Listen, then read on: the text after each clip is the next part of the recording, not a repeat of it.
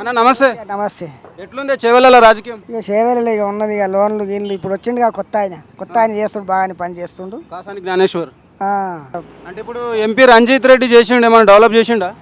MP Ranjith రెడ్డిగా చేసిండు, ఆయన కొంచెం కొంచెం చేసిండు. కానీ ఇప్పుడు ఈయన వచ్చిండు కదా, ఈయన ఏం చేసుడు లేదు కదా. ఇప్పుడు ఎక్కి ఆ, ఈయన గెలిపించుకుంటారా? ఈయన గెలుస్తాడు, గెలిపించుకుంటాం. ఎంత మెజారిటీ వస్తుంది? వస్తుంది, బాగానే వస్తుంది.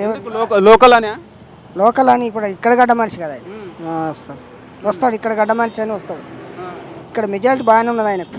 వాళ్ళు దొరలు కదా, వాళ్ళు ధర్మసారం. ఇప్పుడు వాళ్ళ తాత తర్వాత ఈయననే.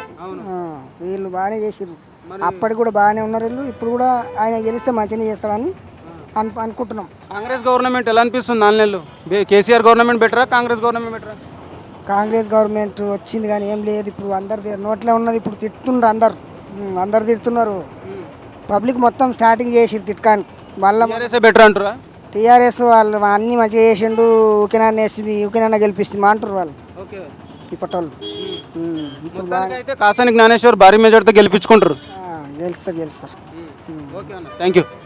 ఇప్పుడు ఆపరేషన్ లేకుండానే మోకాళ్లకు ప్లాస్మా ట్రీట్మెంట్. మీ ఆర్థోపెటిక్ సమస్యలన్నిటికీ రోబోటిక్ టెక్నాలజీ ద్వారా తక్కువ ఖర్చుతో శాశ్వత పరిష్కారం. Free consultation. ప్రతి ట్రీట్మెంట్ పై 20% డిస్కౌంట్. ఈ ఆఫర్ కొద్ది రోజులు మాత్రమే. త్వరపడండి. V9 hospitals 9281465842.